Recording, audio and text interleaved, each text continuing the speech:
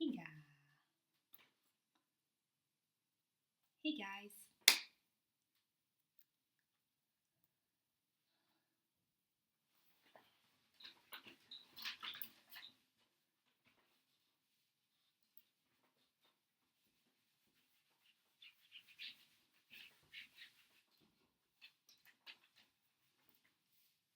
I've been expecting you. That failed. Hi. I'm gone. Where's the book? Oh my god. I'm so well prepared as you can see. Hi. So, Zodiac Academy. I just finished it last night. The plot, the story, it's about two twins. And this is the first book, The Awakening, Gemini. So it's about two twins, Darcy and Tracy. She's not called Tracy. Tori. Or Tori. She's called Tori. Darcy and Tori. It's about these two twins. They live in the human realm, grew up there, and when they turn 18, so they don't have a family, their family died in like a house fire or something like that. They a few days after they turn, so because they don't have any family, they are in foster care, foster homes, in and out, and so on and so forth. When they turn 18, they of course get kicked out of the foster system, and now they're somewhere in Chicago, I think it was, surviving on Tori's ability to steal and sell cars, motorcycles, and the like. And so one day, a mysterious man appears in their apartment and tells them, "Hey, you're actually not human. You're Fae, and there's a whole other world called Solaris, and I'm taking you there now." And he uses coercion to just make them shut up and follow him into this magical world called Solaris. So they enter and they start attending an academy called Zodiac Academy. Surprise, surprise. So they find out in the span of, I don't know what, 24 hours or something like that, they found out they won their Fae, that there are powers that Fae can access to, like all four elemental powers can be accessed. So fire, water, earth, wind. And they find out as soon as they get whisked away by the stranger, who turns out to be their teacher named Orion, that they have all four elemental powers. They can wield all four powers. I cannot speak today, it seems like. They find out very quickly that they can wield all four powers, and which is unheard of, I think.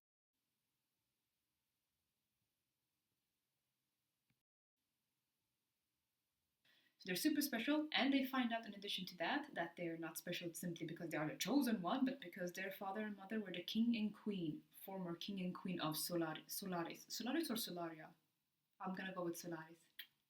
Former regents of Solaris. But they have been murdered. They're dead, so they're still orphans. But that makes them special. And then one discovering the Solaris in the Fey world, discovering that they're alive, means that they have a right to claim their rightful throne. But there is another, since their parents were murdered, and it has been 18 years since the murder. In the meantime, 4 other families have kind of shared the throne, the right to rule, so to say. And these 4 families all have children, which of course also attend Zodiac Academy, and they're absolute assholes, and we'll get to that later. So with these 4, the heirs is what they're called, the heirs. They are very much wanting the throne and find that Darcy and Tori are an eyesore, and they don't want them to be in Zodiac Academy, and they want them out. All this they find out within, I believe, 24 hours. 24, maybe even less, but roughly 24 hours of this mysterious Orion showing up at their apartment and whisking them away to Solaris. They're like, bam, you're Fae. Bam, you have magic powers that are unrivaled to any other Fae. Bam, you're also the princesses of this kingdom. Bam, your parents are still dead though. But you have immeasurable, you have wealth and a scholarship and a stipend at Zodiac Academy at least. So Tori and Darcy, they very much would like to stay in the academy so that they can access their, well, firstly their stipend, and then secondly, when they come of age, if they pass something that they call the reckoning, get access to their family's wealth. And since they had very, very shitty lives before, they very much want that money to be able to live easily. And that is the plot. That is the plot. And I think I've also summarized the entire book, because not much else happens really. They get bullied. They call it bullying, but as I was reading the book, until I think it was Darcy who called it bullying, but until she called it bullying, I felt that this went far beyond bullying. Like, this was actual. I felt like the heirs were like half-assed trying to kill them throughout the book. You know, not just, oh, normal bully behavior, like shoving someone into a locker or something. I don't know. I'm not a bully. I don't know. Do the bullies do that, or is it just in the movies? I don't know. I have no idea. If you're a bully, let me know in the comments. Right. So I felt that they were more so like half-assed trying to kill them. And I wouldn't call that bullying. That, I would say that would be way beyond bullying. But that's me. That's my 2 cents to that. So not much else happens in this book. So we don't even really get like a full-fledged information really on, like, they explain the whole that everyone is Fae, and that in addition to being Fae, they have an order, and that which order you are decides what creature you are. Like, I had a bit of a hard time getting used to this system that the author had set that the authors had set up, which is that everyone is a Fae, but that is not enough. On top of that, you're an additional magical being, like a dragon, like a vampire, like a Pegasus, and lots of others. And there are, yeah, I struggled with that a little bit in the beginning, but then like I caught up. Like it was okay. It wasn't too confusing. But that's unique. I've never seen that in any other book, that they're just like all the magic creatures all in one. They also, for some reason, astrology is also a part of this. That they haven't really like explained too much, I feel. Like, I didn't. They had one lesson with about it with Orion, who's a vampire, but Fae vampire. Also, there's an additional creature that's a different race than the Faes. They're called the nymphs, and the nymphs, I don't want to say objective, but what they do is that they try to hunt and kill Fae to suck out their powers. That's what nymphs can do and are doing in Solaris. And it's a problem in the kingdom that everyone's worried about. So nymphs, when they suck out the power from a Fae, they can then, if they manage to harness it correctly, they can use those powers. Ergo, as I understood it, they become as powerful as the Fae. So that's a problem, apparently. Again, plot-wise, not much else is happening. Darcy and Tori just get bullied throughout the entire book. They get bullied by mainly the 4 heirs, but then everyone else in the entire school is also like in on it and humiliates them, hits them, and coerces them to do things they did not want to do, and so on and so forth. That's it. There's not much more to say. Overall, what I liked about the book.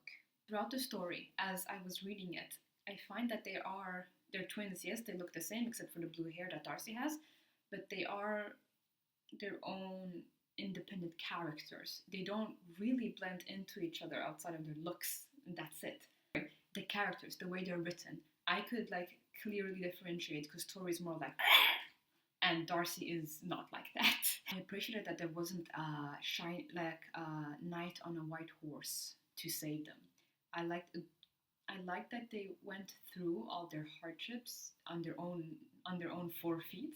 Jokester. They have suffered through it. They've suffered through the hazing, the bullying, the murder attempt, uh, and everything. And I think it's gonna set them up greatly for then future character development. The ending, God, if they don't get character development in the second book, the author has not done a good job. Sorry. But I think I liked it a lot. I would have liked for them to actually grow into their powers more. Like I find a bit of a bare minimum. I'd have liked for them to have had their shields like at least 80% functioning against coercion. I find that I find that to be have been a miss. I find that they like just generally plot wise, the authors could have built in way more than they did, because like 70-75% of the book is just here's Torin, here's Darcy. They're living their day-to-day lives in the Zodiac Academy. They're going to classes. They're trying to figure out what orders they are. They're trying to like kind of get a grasp on their powers and use them. But there was barely any growth. Like they can use a little bit of the elemental powers, but it's not substantial whatsoever. I remember at one point it's written that they could probably handle like one of the normal same class students, but anyone who was a grade above them, and especially the heirs, they could not overpower or deal with. And fair enough, I would have liked them to have become more powerful. Bare minimum, they have like their shield, their mental shield, so they can resist coercion up to it, like at least 80%. You know, I would have liked that. It was a bit slow. Or alternatively, that they could have introduced more of the plot that I'm assuming is going to come and present itself in the second and third book. Because like, what is this otherwise? There's like, where's the plot? Where's the plot? Where's the happenings? Where's the shebang? You know, one thing. Darcy and Tori both have done quite well in some situations in standing up, well, in getting out of the bullying, extreme bullying, half murder attempts that they were exposed to. So when they first picked their houses, and in Darcy's case it was the House of Air with Seth, right, and what they do towards Darcy is that they blindfold her, put a sack on her over her head, and she believes she's like on the very top of the tower, and she's forced to jump down. And she knows it's like a 5 or 7 story fall, and she knows she's going to die unless she uses her air elemental power to survive. And she, in the end, has enough courage to jump. It turns out it was only like one step down. They take off her bag, and she sees she's inside, and all the other students are watching her and also laughing at her, humiliating her. But she had the courage to do that. She thought she was like 5 or 7 floors up, and she made a jump, like ready to try to use her air elemental power to live. And I don't think also later, like the same scene, they then force her to do it for real. They like make her go out the window, and Seth tells her like either you cut off all of your hair and give it to me, or you jump down. And she makes the decision to jump down this time for real, even though for both times for her it was real. And she's able to use her power to avoid certain death. And I think that didn't get recognition. Darcy also had moments like that. Well, actually the very same. Also her initiation with, like, she was brand naked and she still walked away with her dignity and like pride, like yes. And that didn't get any recognition. Like neither Tori nor Daisy was like, oh, I did good. Nor was it meant, like the author didn't make any other character mention it or, you know, anything like that. And that let me give fear. Like I wanted that confirmation for the characters, just like, hey, you did amazing. I know at one part their secret supporter, Falling Star, did tell them like was it their secret supporter or was it their I think it was their astrology for the day, for the week. That was it. You're doing better than you think, really. That's it. But yeah, I wanted that to be more like affirmed, so to say, that they're actually that they have balls in some situations. I did not care for that Darcy and Tori got intimate with the heirs. Like, what did you think was gonna happen? Why did you think this was an idea? I can understand it a little bit because, like, I'm thinking now at the scene where they were in this club and they were dancing sexually with them. I understand that they just had like a terrifying encounter with something and that they thought they were going to die. So, you know, fear, all that messes with your brain a bit. You want safety. And both the twins and the heirs admit, like, oh shit, you must have been really scared if you thought we were the better option. And yes. But then they're just like they've said throughout the book, both twins have said throughout the book that they find them attractive, but it's purely on a physical level. Because and no, throughout until the very end of the book, no, like not a single one of them has shown any trait or action that makes their personality acceptable. Like nothing whatsoever. So it's just purely physical attraction. And solely based on that, Darcy half kisses Seth when they're dancing there, and Tori is also just basically grinding on. I don't know who it was. If it was Caleb or the other one, Darius. I don't know who. Following that, Seth then suddenly is friendly / little interested in Darcy, and I called bullshit immediately. Like he hands her a note saying he wants to go to the dance with her that's going to happen, and he publicly breaks up with his girlfriend and makes it humiliating. Darius as well. It was Darius. Darius as well breaks up with his girlfriend or whatever, fuck buddy, whatever. They was like publicly and humiliates. They both humiliate the girls. And wait, and also that's personality. In addition to that, when Tori happened to overhear their conversation once when they were in the woods and thought they were alone, the way they were speaking about their respective girlfriends, like, no, the way Darius was speaking about his girlfriend. I don't think Seth badmouthed his girlfriend, mate. I don't fucking know. But so they've just simply not shown any, like on the personality level, they've shown absolutely nothing good. And they've been brutally trying to like half murder these girls solely based on that you're alive, and simply being alive challenges my right to the throne. And I can understand that they do not like the twins. I can understand that they want them out so that they can keep their throne. I can understand that. That's sufficient motivation.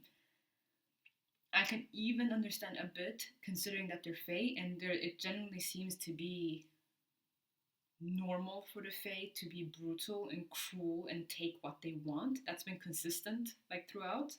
Sophia is then probably the exception, being more meek and like, oh, hey, you know? And Diego just being neutral, I would rather say. Neutral and then maybe a bit like, oh, you know, a bit hip. Other than the exceptions, I would assume. So I can understand also their half-assed murder attempts being able to be like prescribed a bit more to them being Fae and the nature of the Fae being cruel. But there's still like personal choice in that. They still choose to do these things, to attempt murdering Tori and Darcy throughout the entire book. And you thought that these 4 heirs who do this would be you. I don't understand it. Like Tori and Caleb, they had a sexual moment, and I don't like Tori. She was aware. She's like, oh, I have a bad taste in men, and she knows that she's just attracted to him physically. But like, God, is this normal? Do people do this? Like, not. I didn't like it. I didn't like that they got intimate with these boys who have been bullying and torturing these twins throughout the entire book. I did not like that whatsoever. And I didn't see it didn't make sense to me. It simply didn't make sense to me. On Darcy's note regarding Seth, he simply says the day after she had like bit on his lower lip when they were dancing. He said like, oh, I thought that all that I've done before was just water under the bridge, like now that club night happened. And I don't want to say Darcy didn't like fully fall for it, but she was still a bit suspicious, but she was still like willing to go along with it more so. She was pliable. She was willing to go along with it a bit. And then he does betray her brutally cuts off her hair. I did want to question, like, nothing happened for him to make him change his mind. Nothing. Like, her suckling on his lower lip did not give him a good enough reason to change, which is also absolutely logical. So I'm kind of questioning, like, was it really just Darcy finding him physically attractive, and then that's it? Finding him physically attractive, that's the only thing that made her like cave a bit and kind of like pliable? Not cave a bit, pliable. That made her pliable to his lies. That's it. I found that to be a bit weak. And again, like I can understand from they're what they're 18 years old. They haven't had like a stable home. They haven't had anyone to love them. I think Tori points this out too. She doesn't know what like she only has Darcy, but she doesn't know what the love of a parent is like. So I can understand they're not stable. They haven't had like family love, parental love, or anything like that. They've always been on their own. I can understand them being a bit more like, not having proper compasses, but it's not mentioned in the book. Like, you as the reader would have to more so connect these dots. And I find now, if that's going to be a reason, it should be more so pointed towards and like claimed in the book. It should have been mentioned more. So to me, that's a bit of a, for the character of Darcy, it's a bit like, why? I don't want to say it's like inconsistent or like of bad thing of the author, but it's just a bit, why would you do this, Darcy? Why would you fall for that? It annoyed me a bit. It's like it just annoyed me a bit. One more thing. I don't like, before Tori gets intimate with Caleb, she justifies his bullying and hazing with that those actions are not really meant like as a personal attack on her as Tori, but more so because she threatens his right to a throne. And like, it's written that she can understand why he acts like this, but that he had never actually personally done anything genuinely cruel towards her. And to me, all I could hear was that she, as the victim, making excuses for her abuser, for her tormentor, not abuser, tormentor, for her tormentor, and that did not sit well with me. And then following that, she gets intimate with him. Like, there was no like force or coercion used. It was her own free will and all of that. Like, that's fine and all, but it just, I think it sets a very, very toxic tone. Like, it sets a very toxic tone. That's all I have to say. The four heirs, I think like their characters is consistent in the sense that they are personality-wise trash. Like, they are meant to be bullies and tormentors, and they 100% fulfill their roles. I swear to God, though, if Tori ends up with one of them, like the way it looks, that her, like until the end of the book, when they genuinely make a full-blown murder attempt on Tori, it looks like Caleb and Darius are her potential love interest, and for Darcy, it's Seth and Orion. I, on a more good note, I like that they both had like two romantic options, but romantic options as in, I assume that there would be some type of redemption arc further down the line in that case, because as they are now, I would have thrown this book out the window or like burned it. I would have burned it if they got together with any of these characters at this point. Like, fuck that shit. Have some self-respect for the love of fuck. Right. I like that there wasn't any like romantic relationships or emotions involved now in the first book. I would have, however, liked that the book had focused more on plot, like drawn in more intrigue, explained a bit further why them simply existing challenged the heir's birthright. Like, right, we know they're supporters to the original Solarian royal bloodline and all that, but explain more about that, who is going to support you outside of the ASS, because they're in school. They're also, so to say, children who more out there in society is going to support you, who is supporting you. Why couldn't you maybe share the throne? Like, why, give some more explanations to that. But I like that there wasn't any love immediately involved. They had to go through the hardships. They can set them up for good character development in the books to come, and what I said before already. And I like that there was mystery in the sense of two potential options for each Vega twin. I like that, but I don't like the options.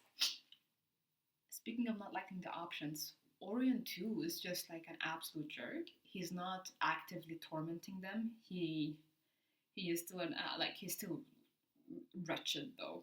He is still wretched. I had moments where I thought, oh, okay, he was a bit good, but then just the following page, he's like when they were out dancing and the ASS girl, Gwendo something, the head of the ASS, she had been attacked and he helped heal her and he was depleted. As soon as he noticed Darcy, he just zoomed in and drank from her. Nut. Just immediately. Yeah, he's just a general ass, and it's quite sad how, like, I realized this. I thought for a few moments that, oh, okay, he might be like salvageable or good. Like also when he was talking to Darius in their secret relationship, wherever they have going on, relationship partnership, and he was like saying like, hey, if we do this wrong, innocent lives could be at stake. And I thought he was, I'm assuming he meant Tori and Darcy. Sad how those few good, those few moments that like gave him a sheen of goodness also stood out because there's simply no other character on their side. Like even Sophia and what is he called? Diego. Sophia and Diego, they are friends with the twins, but they're not ever really there when the bullying happens. And I get that, like for those characters, they don't want to be involved with theirs. They don't want to be on the radar, just like everyone else. But so outside of these two, there's no one on their side ever. Like the entire school is against them, either against them or like the teachers. They just let them be. Like they the fey nature, you know. So it's sad that given that premise, that Orion seems good. I still don't like him as a romantic choice, but at least now towards the end of book one, he literally saved Tori's life. He saved Tori's life, which casts him again in a smidgen of a good light, because he wasn't on board with murdering. So both Sophia and Diego, I originally thought that they had hidden agendas because again they too don't want to get on the heir's bad side. But they're friends with the twins, who the rest of the school literally avoids and ridicules, or simply avoids. But they're with them, and by default then drawing attention. It didn't make sense to me. Sophia so far has actually just seemed like, okay, she's with them, she's simply with them, she doesn't have a hidden agenda. Diego,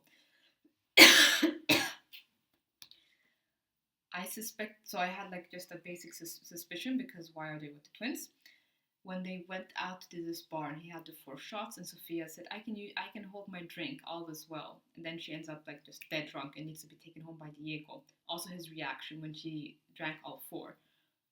He put something in those drinks. And initially I thought he wanted to harm the twins, but I'm thinking now, seeing as how everything has happened and the nymph attack happening that night, I was thinking maybe he drugged them to like whisk them back to the academy to where it's safe. And also him offering to drive them there because he thought, okay, they're not gonna be convinced to, although that's a bit of a stretch. Again, my theory so far is that he drugged those drinks and he has some type of hidden agenda. And I think him not knowing what his order is part of that.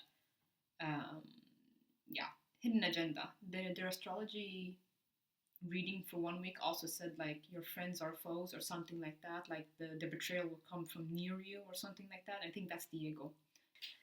The ending was brutal. It was gut-wrenching. I read the last 40 pages before going to sleep, and by the Lord,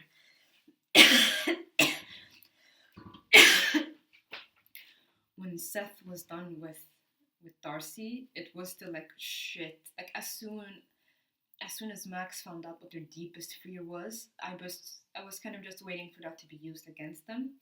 I didn't expect it to be there then and there. So it still came as a surprise. I had like this, oh no, something's gonna happen. I felt that something bad, really bad, was going to happen. It was brutal how Seth just cut off her hair.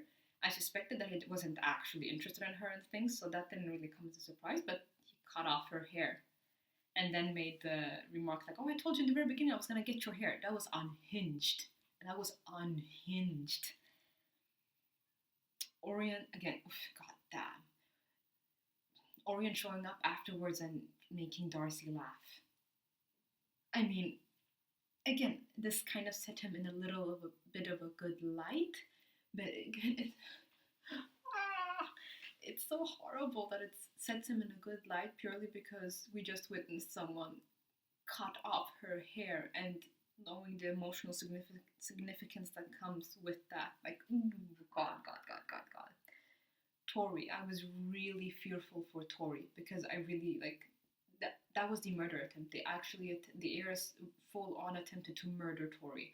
When Darius met her outside and he said like, "This is your last chance," I was like, "It's going to happen. Something is going to happen now." I expected either Darcy or Darcy. I expected Darcy to save Tori. Actually, that she would make it in time before Tori took her last breath. But when that last sentence was there, I took a breath. I was like, I, I did believe that maybe Tori would die. And then Darcy would like fly for the following two books and just like fly into a murderous rage and I don't know what. Thankfully, Tori survived though, but that ending left me shook. The ending left me shook. Like, god damn. It didn't. It wasn't even like in the sense of it's a cliffhanger. It was just like emotionally scarring because as a reader, you know how traumatizing that is, and she's just been freshly, both Tori and Darcy. But I want to say especially Tori has been freshly traumatized. Like it was out. She was about to die. That's Zodiac Academy, The Awakening. I'm going to read book 2 at some point. We'll see when. I would give the book as a whole a 3 out of 5. I mean, I like the world. I like the world that the authors have created. It's very unique with having fae and additionally them being dragons and other mythical creatures. That's a very original idea and I like it. Also sprinkling in astrology in there. I like it. It's original. I like it very much. Again, as I said before, plot-wise, more could have happened rather than have like 70-75% of the book be here is Tori, here is Darcy, they're getting bullied. More plot-wise could have happened. I feel that. Yeah, more could have happened plot-wise. I would still recommend the book. Yeah, that's it. Let me know what you guys think.